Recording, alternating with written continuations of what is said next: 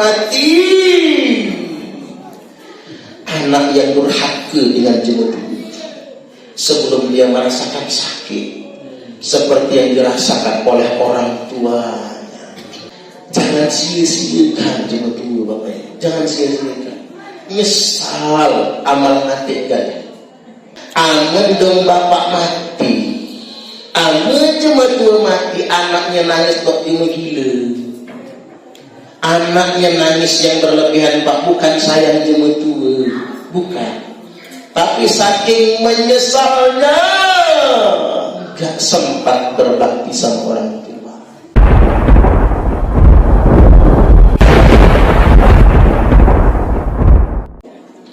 Yang berhormat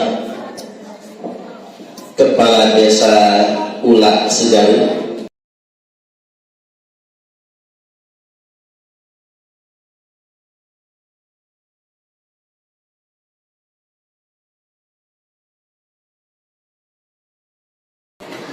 ada juga cuma Ulak Sejaru Edan ya Pak, sama Suparman jauh biasanya Pak.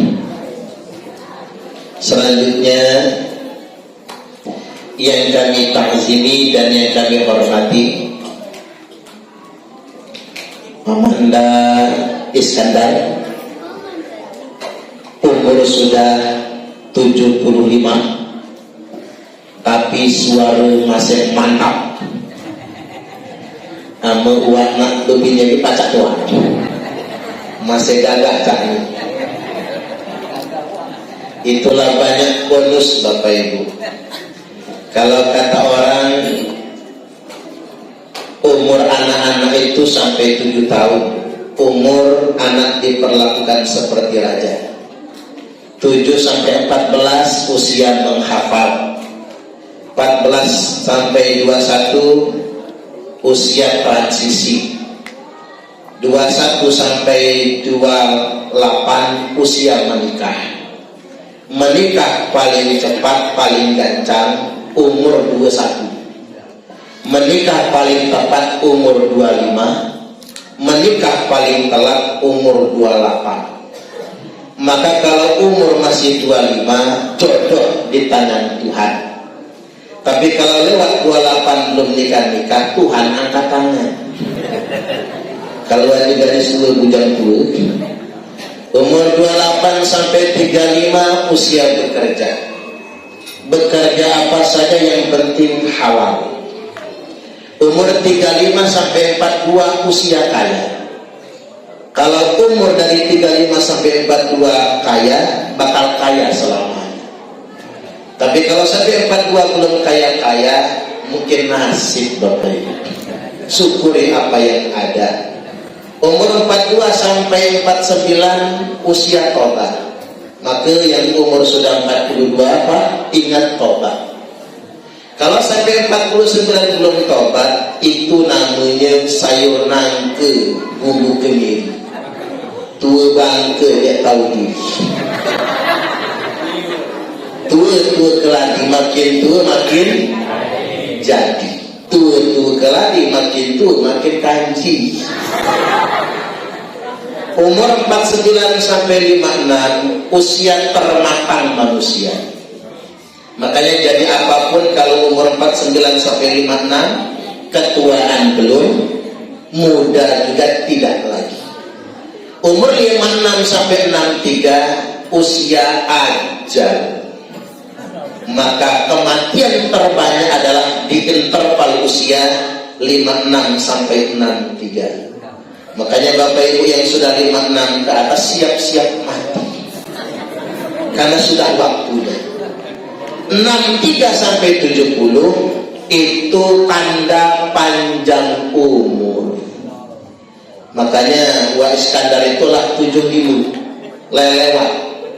70 sampai 77 benar-benar panjang umur.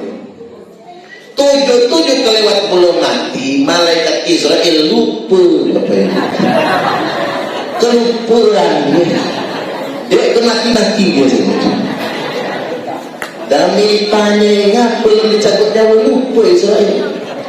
Makanya Pak, kita meyakinkan lansia lanjut usia nggak mati-mati padahal sudah berak kencing di kasur, maka dibacakan Yasin. Membacakan Yasin itu bukan mendoakan agar cepat mati. Membacakan Yasin itu mengingatkan Israel kalau lupa, makanya nak diingatkan itu.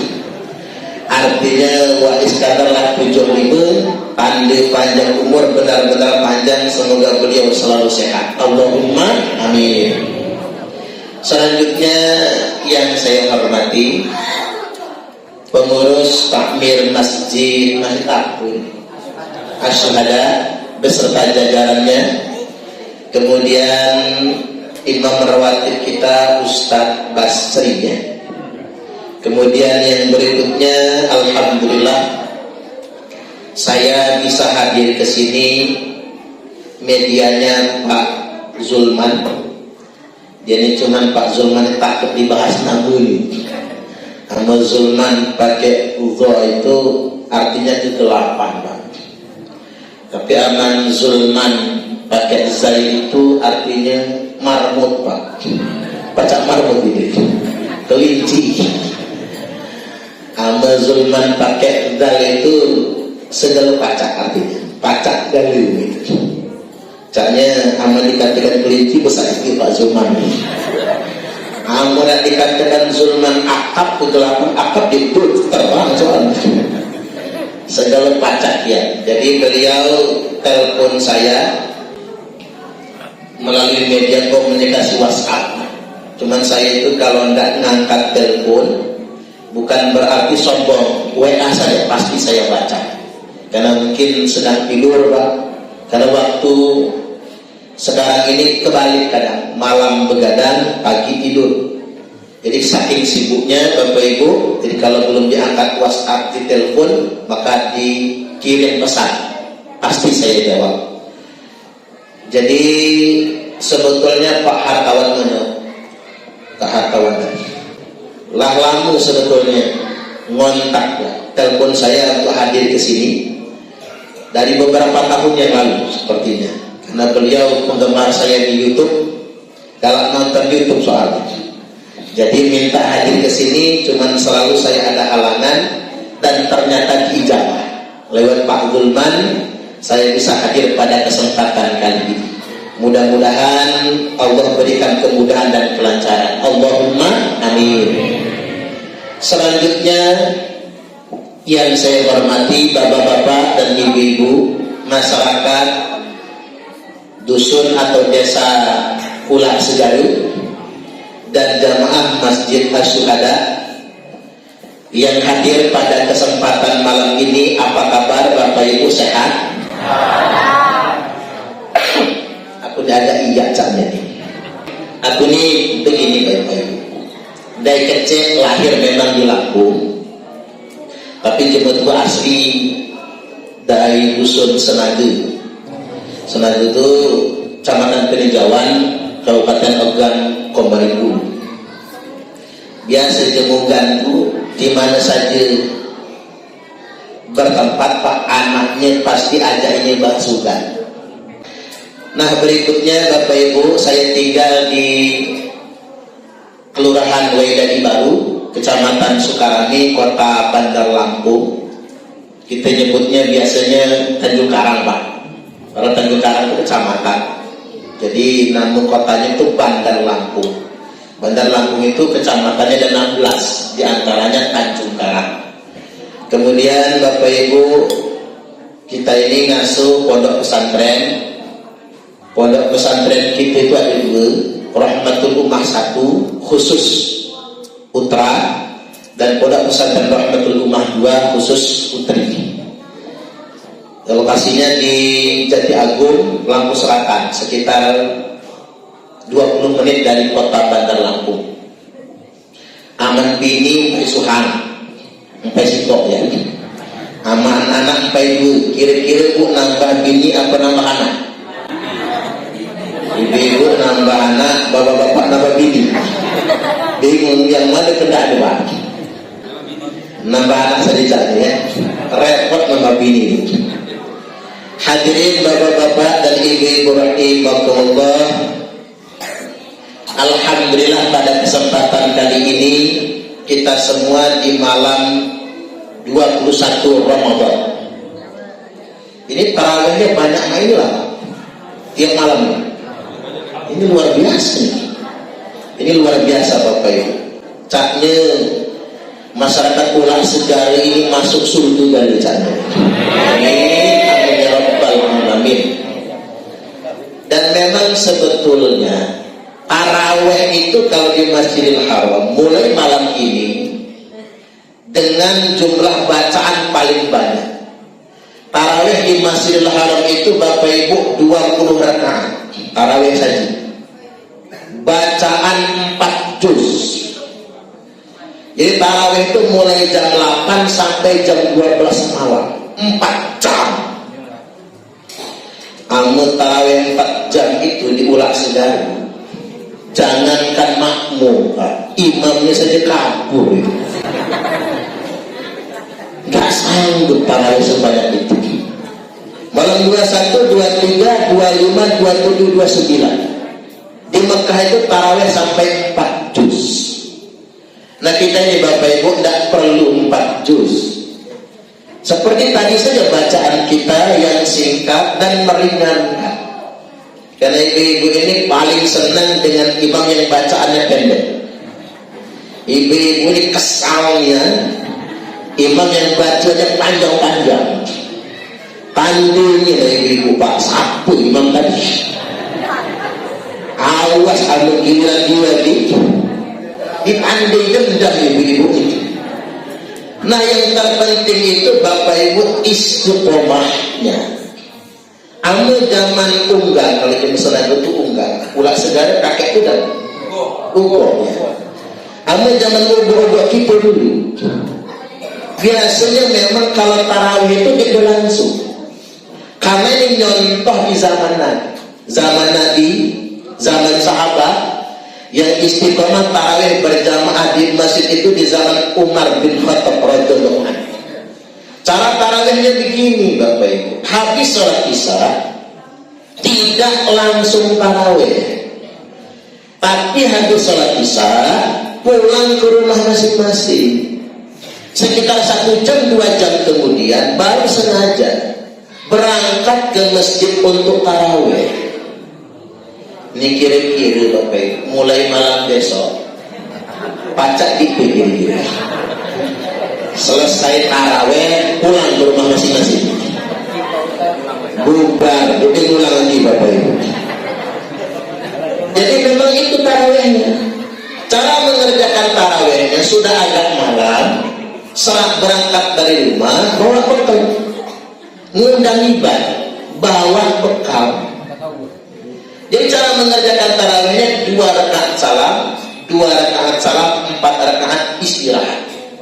2 rakaat salam, 2 rakaat salam, 4 rakaat istirahat. Istirahatnya yang lama. Ibarat kata kalau ada cendol nyendol dulu, kalau ada kolak kolak dulu, kalau ada kopi ngopi budaya. Itu cara tarawih di jamaah itu. Maka disebut dengan sholat tarawih, sholat yang banyak istirahatnya, alias sholat santai. Nah tentunya kita tidak mesti yang demikian. Mudah-mudahan kita semua istiqomah dari awal Ramadan sampai akhir Ramadan, kita semua istiqomah menjaga sholat tarawih. Insya Allah. Hadirin wal hadirat rahimakumullah. Pada kesempatan kali ini kita semua memperingati nuzulul Quran. Sebagaimana pengetahuan umum yang telah kita ketahui, nuzulul Quran ini atau turunnya Al-Quran pada malam 17 Ramadan. Bu, dengan Bu, 17 Ramadan itu Bapak Ibu, Al-Quran diturunkan sekaligus fi lauhil mahfuz, 30 juz di lauhil mahfuz. Baru kemudian diturunkan berangsur-angsur pada malam-malam ganjil di 10 hari yang terakhir bulan suci Ramadan. Makanya inna anzalnahu fi lailatul qadar. Itulah mengapa Al-Quran disebutkan lahir pada malam-malam Al-Qadar. Itu diturunkan secara berangsur-angsur. Nah, pada kesempatan kali ini yang aku ingatkan, apa sikap kita terhadap Al-Quran. Rasulullah Sallallahu Alaihi Wasallam telah bersabda, khairukum man ta'allama al-Qur'ana wa 'allama. Sebaik-baiknya kalian adalah orang yang belajar Al-Quran dan yang mengajarkannya. Makanya sujud syukur, senang nian Bapak Ibu, raga senang, alangkah gembiranya kita di dusun kita, dusun Sri Kembang. Ternyata Pak, ada pesantren besar, pondok pesantren Darul Iman. Karena jarang Pak, jemu kita, jemu di himangku pesantren itu jarang. Makanya kita semua bersyukur Bapak Ibu. Maka dorong anak-anak kita untuk masuk ke pondok pesantren. Insya Allah. Terserah aku nak jauh Bapak Ibu, kirim ke jauh. Jawa Timur sekalian. Jawa Timur kejauhan, Jawa Tengah. Jawa Tengah kejauhan, Jawa Barat. Jawa Barat kejauhan, Lampung. Lampung kejauhan, Sumatera Selatan. Sumatera Selatan kejauhan, Ogan Ilir. Ogan Ilir kejauhan, Sri Kembang. Kirim anak ke pondok pesantren. Anak belum galak. Kalau anak belum mau masuk ke pondok pesantren, bahkan mungkin ada anak tuh komitmennya punya PAUD, TK, SD, SMP, SMA. Kalau anak memang belum mau, ajak berkomitmen. Haduna, amengan. Di sini pakai ngan ya Pak? Tahu. Amengan ndak mondok. Janji dengan rumah, janji dengan bapak. Antarkan anak ke guru ngaji. Titipkan anak. Jangan suruh berangkat sendiri. Ini sampai ke guru ngaji, kata guru ngaji, anak siapa kamu? Anak bapak. Ibu dari siapa? Ya rumah. Dia jelas Pak. Antar anak ke guru ngaji atau kirim ke pesantren, ngomong abi, umi, ustad, ustazah, pak yai, bu nyai, kami ngantar anak kami, tolong ajarkan agama. Kalau dia nakal, marahi. Jangan tersinggung Pak. Anak dimarahi guru ngaji. Kalau dia nakal, marahi. Kalau dia pandang melawan, tepat. Ada tepat Pak. Tepat itu kan? Dulu bahasa sedang tepat ya. Tepat itu hijau. Kalau dia nakal, tepuk. Jadi jangan sampai guru mendidik, orang tua nggak terima. Akhirnya guru dikriminalisasi. Tapi anu dia bangun ngaji dek nyambung-nyambung, sabar Pak Ustaz. Kalau keturunan dek jauh ke bapaknya, apalagi umatnya. Hati-hati, bangun itu nurun. Bodoh itu bisa menurun loh. Tapi katanya kebodohan biasanya nurun dari ibunya. Biasanya. Makanya di medsos ada budak kecil ditanya umatnya. Kata umatnya, 1 tambah 1 berapa? Nggak tahu. 1000 tambah 1000? 2000. Nah itu kamu tahu, itu kan duit. Yang main ini kan nurun-nurunnya Pak. Nurun umatnya yang main ini. Tapi hati-hati, mafil aba fil abda. Apa yang ada pada bapaknya nurun ke anaknya. Kalau bapaknya kalong, anaknya kampret. Kata juga jago Pak.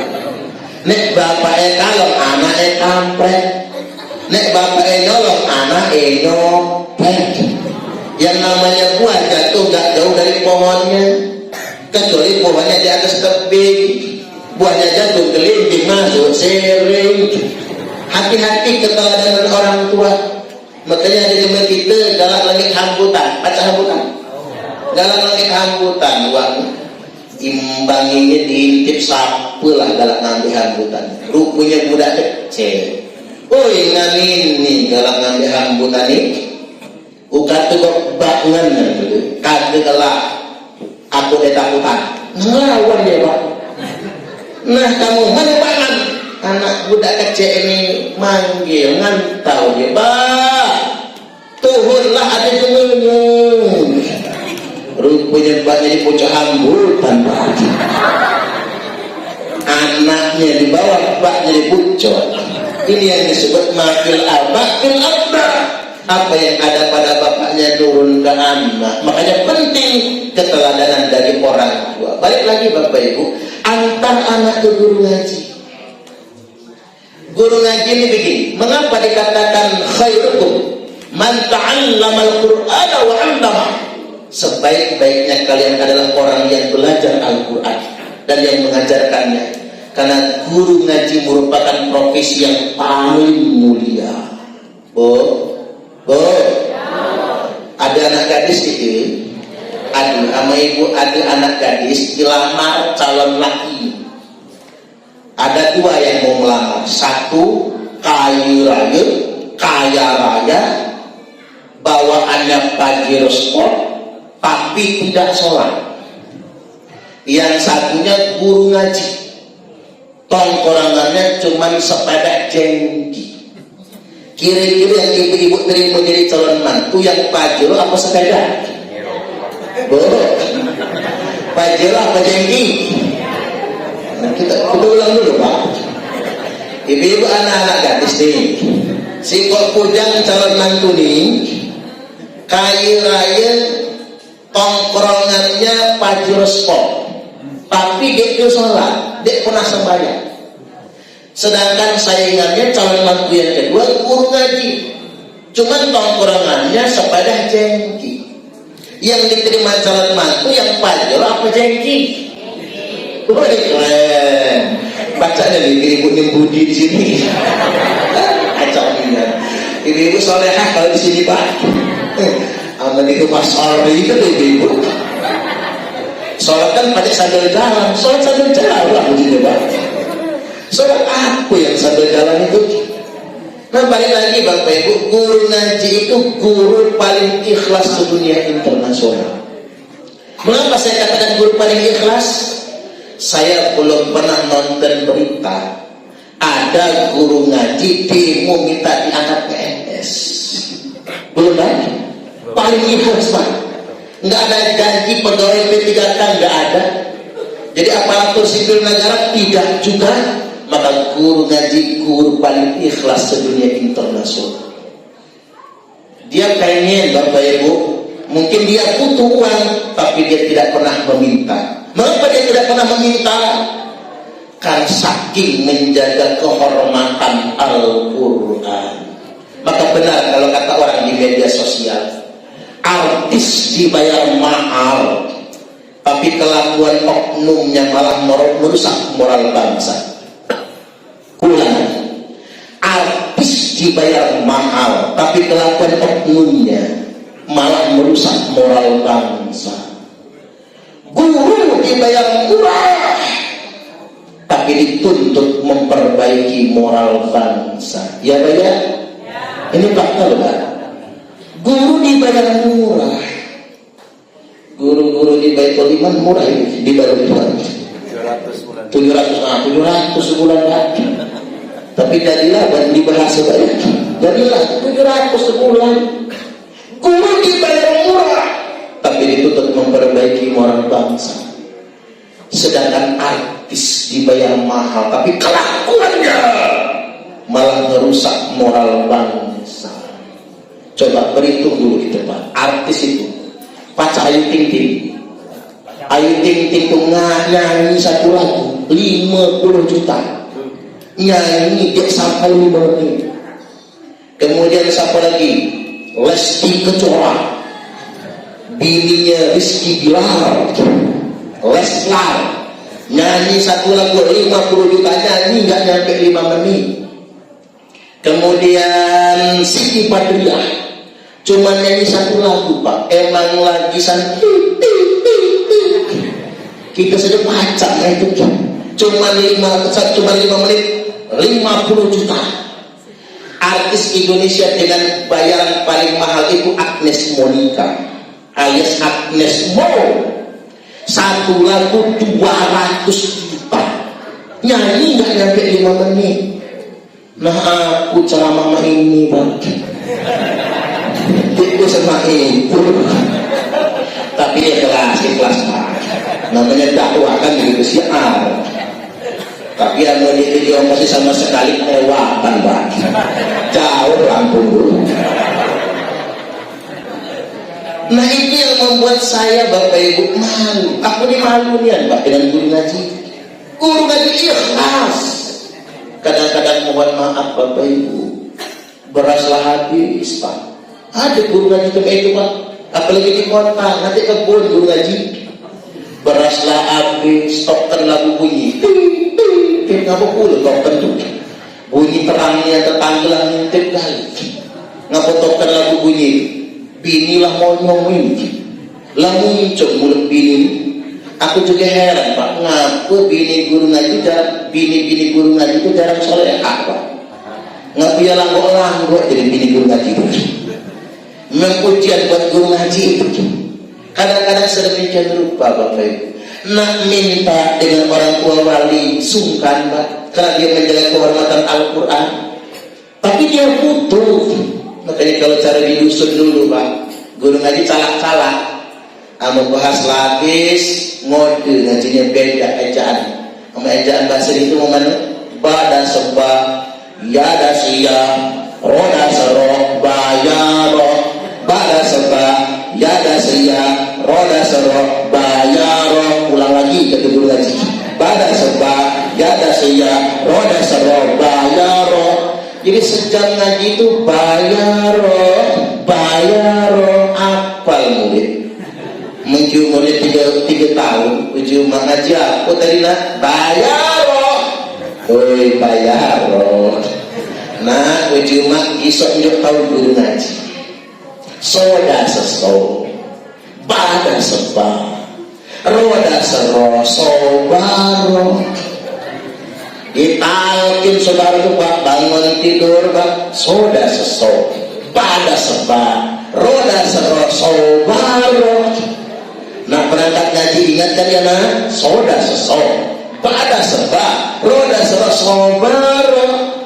Begitu masuk pada ngaji anak-anak, sobaro. Kasihan guru ngaji Pak. Makanya guru ngaji adalah guru paling mulia sedunia internasional. Kita prihatin kalau di Arab Saudi itu imam sholat saja, imam sholat Malaysia, Brunei Darussalam ya, nggak usah jauh-jauh di Arab lah, Brunei, Malaysia, imam sholat itu gaji 200 juta sebulan. Kalau imam sholat taraweh gajinya 300 juta sebulan. Ini imam sholat tarawih di Pulau Segara berapa sebulan? Tanpa gaji kan? Luar biasa Bapak Ibu. Makanya saya agak kesal dengan pemerintah. Negara kita ini negara yang kaya raya, gemah haripah roh jinawi, toto tentrem kertoraharjo, murah sandang murah pangan. Tongkat kayu dan batu bisa jadi tanaman, bukan lautan tapi kolam susu. Indonesia ini negara yang hijau, ada di bentangan garis khatulistiwa. Mestinya kita sejahtera. Harga beras di Indonesia lebih mahal dari Singapura. Padahal Singapura itu sejengkal saja nggak punya sawah. Nah kita sawah di mana-mana. Kalau mahal harga beras itu. Makanya saya masuk pulang sejarah, masuk Sri Kembang ini, begitu nginap jalan col-colan, hebat masyarakat pulang sejarah. Ini betul kita ngecor dewek Bapak Ibu. Pakai fi kan? Fi karet subhanallah. Sedangkan pemerintah ini Pak, korupsi merajalela. Sampai-sampai yang awalnya muncul ke korupsi timah 300 triliun. Ini lagi ada korupsi baru nih Pak. Korupsi dari Antam itu mencapai katanya 1.000 triliun. Bu, 1.000 triliun itu berapa dolar Bu? Itu kalau diketik di kalkulator Pak, error kalkulator. Itu kalau 1.000 triliun itu dibelikan cendol Bapak Ibu, tenggelam Sumatera Selatan dengan cendol itu. Saking banyaknya Bapak Ibu. Di Singapura itu Pak, orang yang di PHK, dipecat dari pekerjaannya dan pengangguran, digaji 75 juta sebulan. Bahkan di Norwegia gaji guru 395 juta sebulan. Gaji guru. Mengapa mereka bisa begitu? Karena mereka tidak korupsi. Maka dari itu Bapak Ibu, penting bagi kita semua kirim anak-anak ke pondok pesantren, agar anak-anak kita ini menjadi anak yang pintar sekaligus benar. Karena begini Pak, kita beruntung bangun tidak benar, baca bangun bangun bin buyan, baca ya Pak. Bangun tidak benar, calak tidak benar, ame banget tidak benar, mafsadatnya kecil, paling banter orang goblok gak benar, maling kotak amal masjid. Itu gawe cuma banyu bimbuyan tadi itu. Lantawi masjid maling ketemu. Tapi paling banter kotak amal masjid. Berangkat ke masjid bawa sendal jepit, pulangnya bawa sendal kulit. Itu gawe cuma banyu, maling di masjid. Tapi kalau orang pintar tidak benar, calak tidak benar, hancur negara kita ini. Gawi orang pintar tidak benar itu Pak. Yang korupsi itu kan yang pintar-pintar. Ya Bu ya? Pintar. Belum pernah saya nonton berita Pak, KPK nangkap petani lagi belepotan tanah sawah, atau lagi napok balang misalnya. Belum pernah Pak. Itu yang calak-calak, itu yang korupsi. Makanya kita ini perlu menciptakan generasi, mendidik generasi yang pintar sekaligus benar. Kalau cuma urusan pintar, anak zaman sekarang sudah lebih pintar dari orang tuanya. Anak zaman sekarang sudah lebih pintar dari gurunya. Jadi ada cerita di Bapak Ibu. Ada guru SMA praktek. Guru SMA praktek disiapkan satu gelas isinya air tawar, disiapkan satu gelas isinya alkohol, disiapkan semangkok cacing. Apa cacing? Bahasa kita cacing dulu. Oh cacing tulang ya. Disiapkan semangkok cacing. Murid-murid SMA ini ngaco. Maaf Bu Guru, praktek gak usah dilanjutkan. Loh apa kata gurunya? Kalian sudah ngerti semua. Kalian jijik sama cacingnya? Bukan jijik sama cacing Bu Guru. Kami murid-murid ini sudah ngerti semua. Ngapain dipraktekin kalau kami sudah ngerti semua? Kaget Guru Pak. Hebat murid sekarang. Belum diajarkan sudah ngerti duluan. Belum dipraktekan sudah paham duluan. Oke kata Bu Guru, Ibu pengen tahu kayak mana kalian mempraktekannya? Maka sama murid-murid semangkok cacing dipalung. Separuh masukin gelas yang isinya air tawar, separuh masukin gelas yang isinya alkohol. Didiamkan setengah jam. Udah lewat setengah jam, kata murid-murid, lihat Bu Guru, praktek membuktikan cacing yang masuk air tawar masih hidup, cacing yang masuk alkohol mati Bu Guru. Maka ini menunjukkan kalau kita ingin bebas dari cacingan, banyak-banyaklah minum alkohol. Itu anak kita tuh Pak. Kalau dipikir-pikir masuk akal, cacing masuk air tawar hidup, masuk alkohol mati. Pantasan budak marahin banyak yang mabuk Pak. Ngapa kalau mabuk jadi cacingan begini? Rupanya leman mabuk, cacing dia mati-mati. Miras dioplos, begitu diminum, bukan cuma cacing yang mati, cemburunya mati. Nah ini kan sebatas gambaran Bapak Ibu, ini generasi kita. Maka anak kita kirim ke pondok pesantren. Makanya tumben Pak sama di aku galak balik ke dusun Senaga malu dewe Pak memain judi itu Pak kok mantu selawan tuh selawana prihatin itu bila di dusun Senaga pada pesantren ya. Jadi orang baca dari dusun Senaga tuh mondok di Darul Iman ini balik buat pesantren di sana. Karena jemukan ini jarang Pak. Ya, jadi kiai itu kan jarang. Jemukan ini dikatakan salak di gunung kanala, dikatakan bangun dia kena uang. Nah ketika ada jemudi Pak, dalam ngurus pondok, ngurus masjid ini sungguh luar biasa. Mudah-mudahan anak-anak kita menjadi anak yang soleh dan solehah semua. Allahumma amin amin ya rabbal alamin. Kemudian yang berikutnya, Allahul ladzi anzalal kitaba bil haqqi wal mizan. Allah yang telah menurunkan Al-Qur'an itu bil haqqi dengan kebenaran.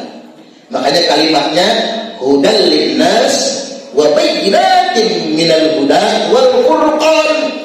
Al-Qur'an ini petunjuk bagi umat manusia, penjelasan terhadap petunjuk tersebut wal furqan, dan pembeda antara yang hak sama yang batil. Al-Quran diturunkan untuk memastikan mana yang benar, mana yang salah, hitam dan putih, hak dan batil, dan jangan dicampur adukan. Halo? Bu? Zaman ini jangan campur aduk. Campur aduk Pak yang hak sama yang batil. Pertama saja oplosan mana ibarat. Oplosan. Ibarat air campur bensin. Ini zaman oplosan.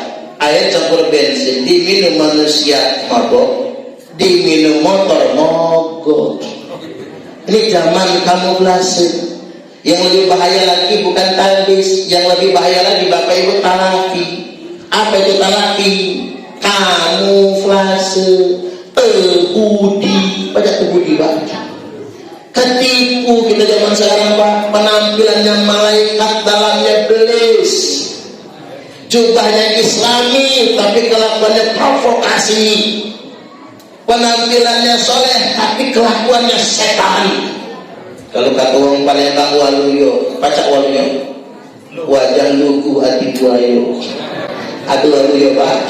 Oh maaf nih kalau ada waluyo wajah lugu hati buayo, mulyono muka mulyo hati tak tenang. Kita tertipu oleh penampilan, disangka malaikat ternyata dalamnya beres. Kalau kata pantun aku, dari mana datangnya cinta? Dari Facebook turun ke WA. Dari mana datangnya kecewa? Pas ketemu mukanya beda.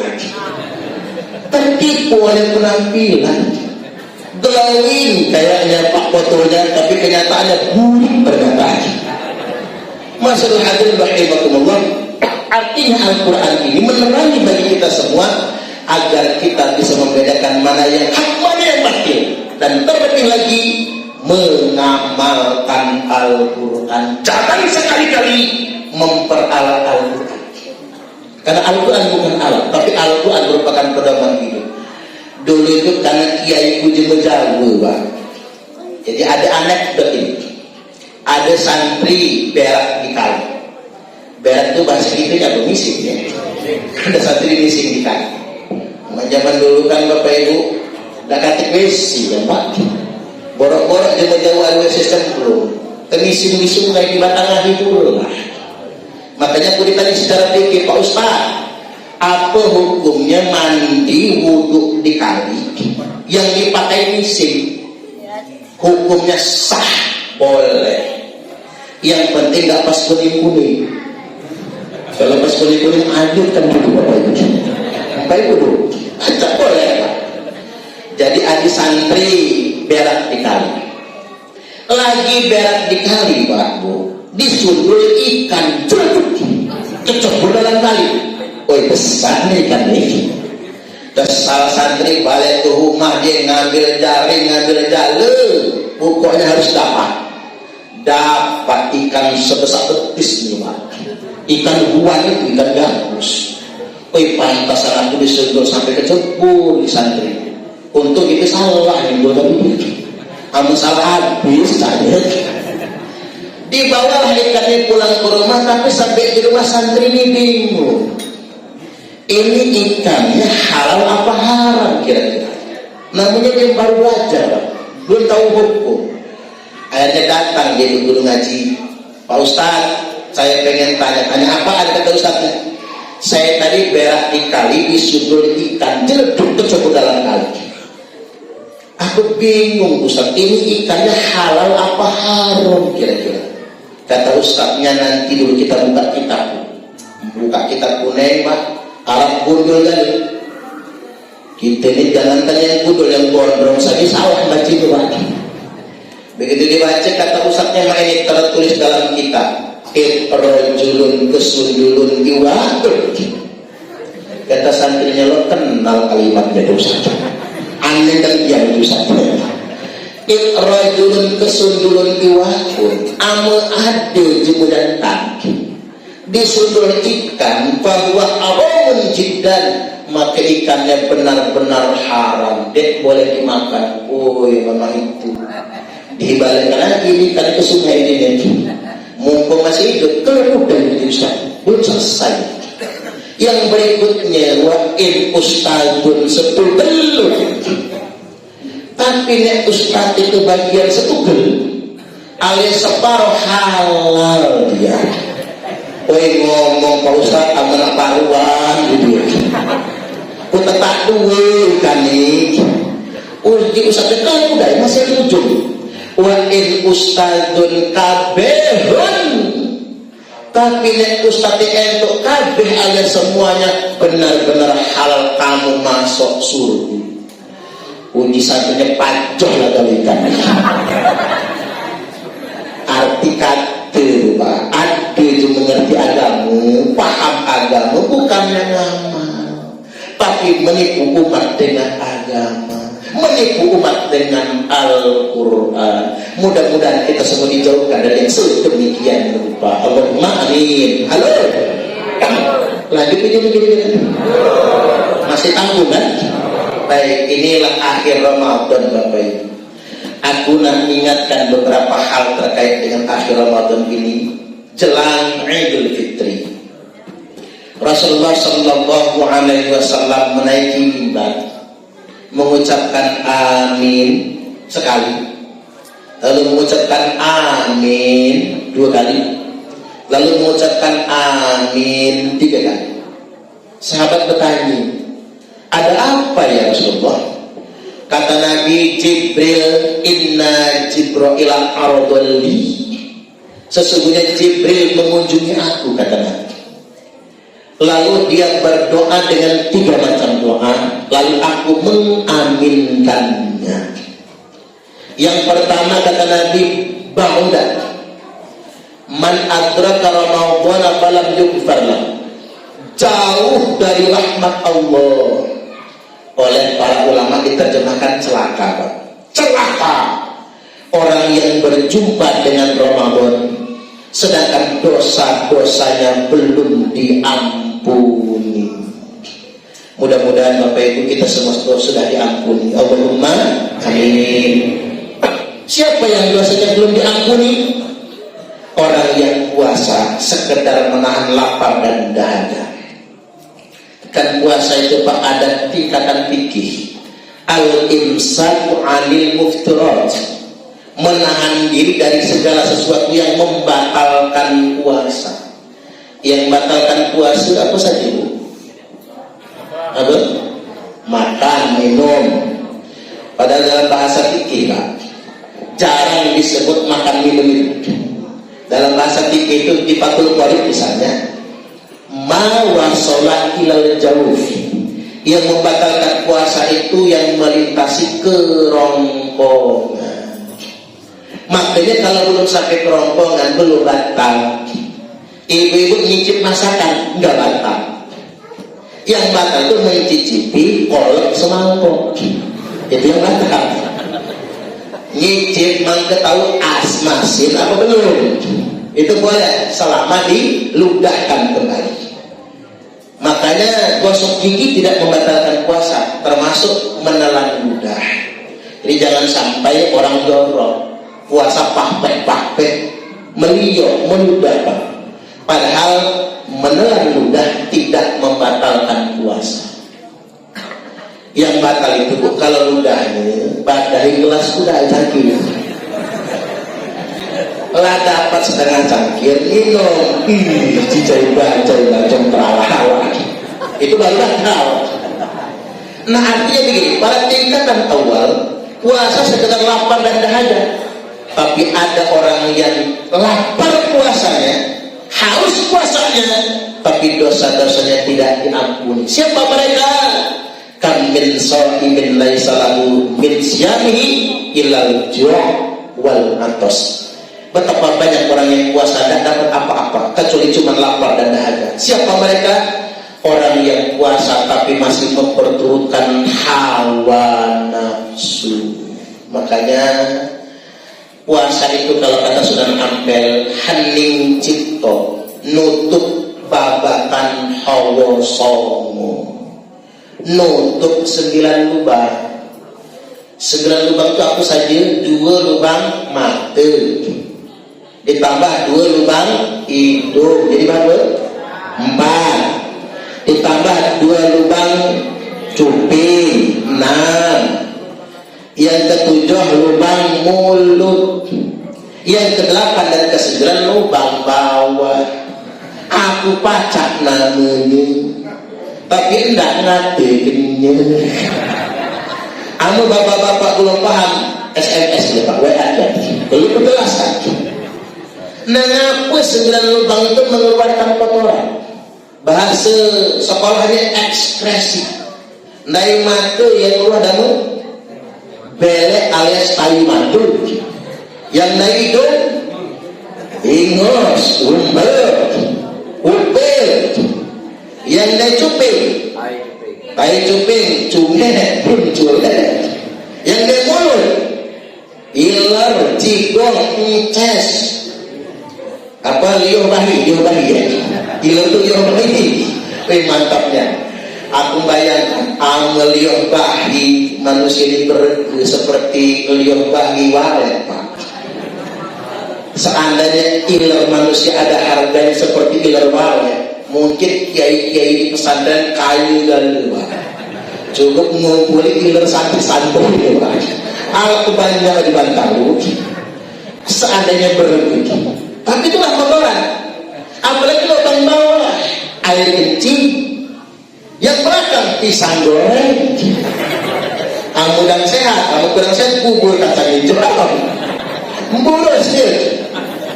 Itu 9 lubang ini mengeluarkan kotoran. Nah itu yang harus kita jaga ketika puasa. Dan yang paling utama dijaga kalau laki-laki itu mata, ghaddul basar, tundukkan pandang. Mungkin bulan puasa Pak, kalau di kota masih banyak BMW kelihatan. Baca BMW, bahenol moleng wele itu BMW. Nah ibu yang dikendalikan lisan, hati-hati dengan lisan. Makanya jangan galak ngumpat, jangan suka gibah ngegosip. Intinya siapa yang puasanya tidak diterima dan dosa-dosanya tidak diampuni, yakni orang-orang yang berpuasa tapi masih memperturutkan hawa nafsu. Kita persingkat doa yang kedua, ba'da man dzukirta indahu falam yusalli 'alaika, celaka orang yang disebut namamu Muhammad, di sampingnya dia mendengar namamu disebut, dia tidak bersalawat kepadamu. Makanya Pak, anu ade menyebut nama Nabi langsung sambar salawat. Nabi Allah Muhammad sallallahu alaihi wasallam langsung disaut salawat. Sampai saja mengucap nama Nabi langsung disaut salawat. Tapi yang pas Jumatan cukup salawat di dalam hati saja, karena khawatir menyerupai bercakap-cakap. Kalau pas Jumatan tuh ngomong ini saja Pak, oi diam. Yang ngomong Oidian itu fala Jum'atan, tidak ada Jumat baginya. Makanya ada Jumatan dan Jumatan. Kelukuan ngangkat jemuhan. Kata itu Pak, puji kancing. Dia kena ngomong Jumatan ini. Lah ngomong. Puji kancing sipon, ngomong. Tapi ini Pak. Puji kancing siponnya, alhamdulillah boleh ngomong. Lah ngomong. Makanya hati-hati. Jadi balik lagi Bapak Ibu rahimakumullah, yang ketiga yang terakhir. Baqada man adraka walidayhi au ahadahuma. Celaka orang yang membersamai kedua orang tuanya. Dua-duanya atau cuma salah satunya. Dia tidak sempat berbakti kepada orang tua. Halo. Di sini kita ini ada domba bapak ini kira-kira. Ada kira-kira bapak ibu yang lahir dari batu di sini. Kalau ada batu, lahir dari batu Pak, wajar durhaka dengan orang tua. Saya ingin tegaskan pada kesempatan kali ini, tidak akan mati anak yang durhaka dengan orang tuanya sebelum dia merasakan sakit seperti yang dirasakan oleh orang tua. Ulang sekali lagi, tidak akan mati anak yang durhaka dengan jemut sebelum dia merasakan sakit seperti yang dirasakan oleh orang tuanya. Hati-hati Pak, jemut Tuhan kedua. Jangan sia-siakan jemut Bapak, jangan sia-siakan. Nyesal amal mati kan. Ini tadi cuma jawab Pak. Uang anaknya itu ada 5 Bapak Ibu, tinggal di Palembang cuma lagi Pak. Ngajak ponakannya makan anak buah masih gitu kan. Ngajak anak buah, ngajak supir suha, antar jatuh ke Lampung. Nak ngina anak, mau pacak itu anak. Sampai di Kutubumi Lampung Utara, baru buka pagar rumah. Apa kata anak begini? Enggak aku mah. Kamu halal ikut aku anak begini. Subhanallah. Kata wasaku dulu nak ikut nyanyi. Aku ni nak berhayal saja. Ngerti kan Bapak Ibu? Sama kan bahasa kita ni. Aku ni nak berhayal saja. Haduh itu. Dek gelang Bapak Ibu. Cuma ngopi negara. Begitu juga supir berangkat di kelangkat ke Bandar Lampung. Sampai Bandar Lampung, anak datang. Semalam pas sarapan pagi, kamu nak sebentar di sini, kendak kamu. Terserah kamu, kata anak tadi Pak. Terserah kamu Cuman kamu nak tetap di sini. Kalau dia tahu Loh apa juga tadi? Aku pegawai, anak kamu pegawai. Si mantu pegawai, anak pegawai. Nah cucu kamu sekolah dulu. Aku kata siapa pun nak ikut Tuhan. Aku ni bahaya saja. Aduh dia anaknya berbahaya saja. Kami nak ke kantor budaya. Kendak kamu nak berbahaya di sini. Anak ke kantor, istri ke kantor, cucu berangkat sekolah. Kedua balik ini ke Palembang. Balik. Tanpa pamit Pak pulang. Dulu di Bandar Jaya belum ada tol. Di jalan Bandar Jaya itu macet. Kedua, aku mati ini aman. Tidak boleh satu pun uang hal kundang rumah anak. Kundang ke talang, ke dusun. Jemut talang nak kuburkan. Ndak campak ke dia. Cuman haram aku ikut anak. Lewat jalan macet, sekaratul maut, serangan jantung, meninggal dunia Bapak. Uangnya tadi Pak sesuai dengan amanat dong, tidak dibawa ke rumah anak, dibawa ke talang, ke dusun. Kebunnya banyak, soalnya banyak bencana. Bawa ke dusun, diurus di dusun Pak. Namanya dia mau meninggal kan, diurus dengan baik. Anak 5 datang gade Bapak Ibu, turun mobil pisah. Nangis orang-orang, disitulah baru sadar gitu Pak. Aman dong bapak mati, cuma tua mati, anaknya nangis kok gila. Anaknya nangis yang berlebihan Pak, bukan sayang cuma tua, bukan. Tapi saking menyesalnya gak sempat berbakti sama orang tua. Hati-hati Bapak Ibu. Ridho Allah fi ridho walidain. Ridhonya Allah ada pada ridho kedua orang tua. Kalau kata umat cuma tua itu Tuhan kedua. Nah, satu cerita lagi, ini kejadiannya tuh di zaman Nabi. Ada sahabat Nabi namanya Alqamah. Tuh, masih ada aneh? Ada sahabat Nabi namanya Alqamah. Alqamah ini ceritanya Pak, nak mati tapi dia mati. Ditalkin Nabi,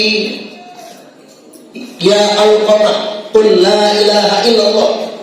Enggak mau. Talkin sekali, talkin dua kali, talkin tiga kali, tidak mau. Kata Nabi, mana bininya? Kunang ke sini. Keluar bininya.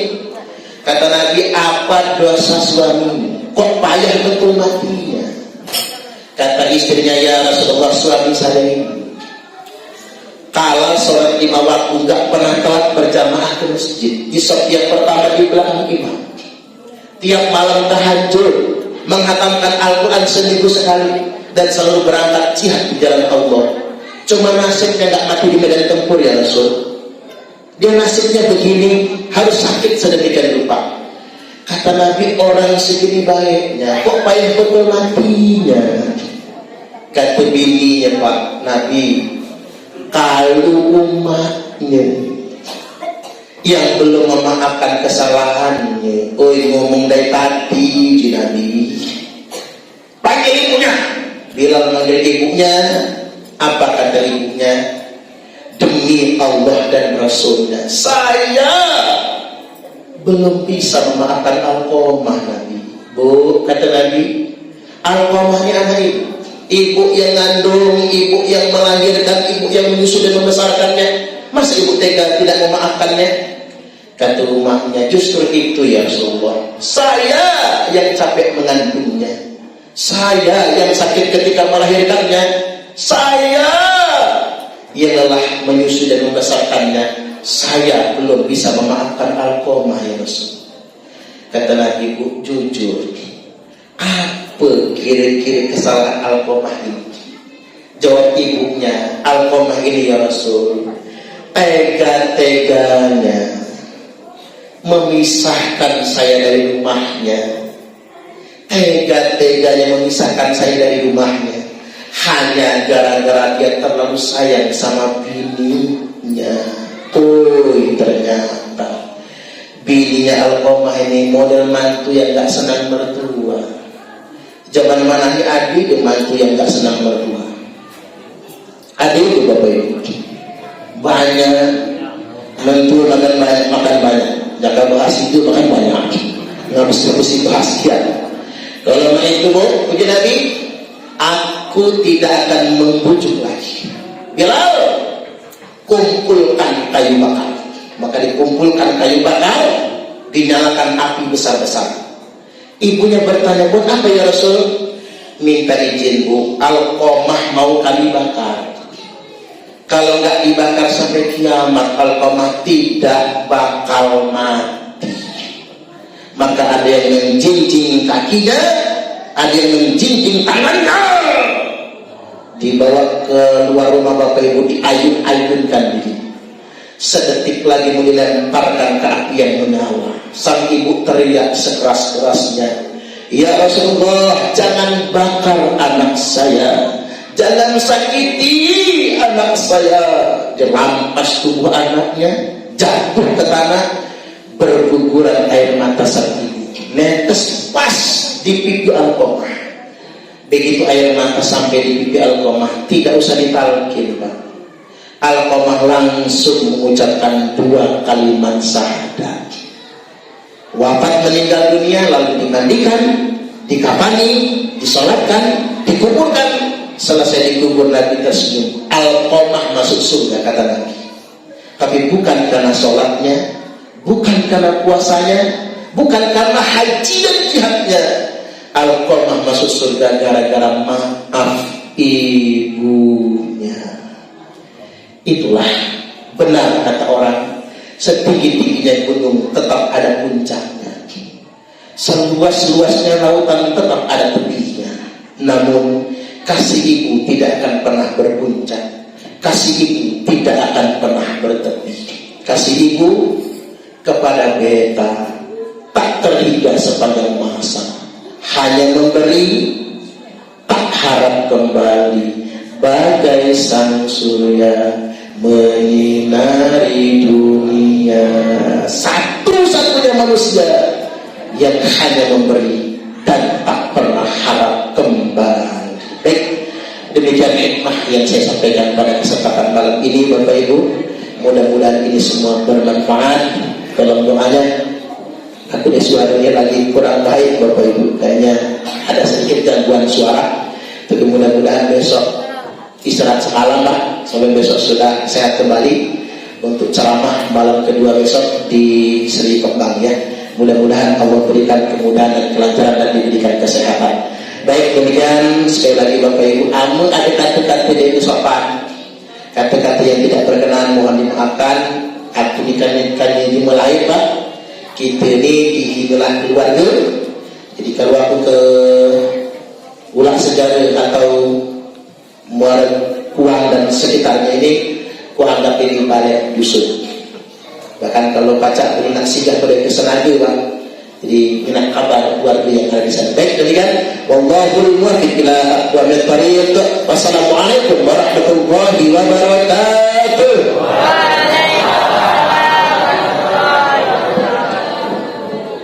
Kami adalah Laskar Sabilillah, pecinta Wali Songo dan para anbiya, pewaris peradaban Islam di Nusantara hingga berkibar bangsa Indonesia.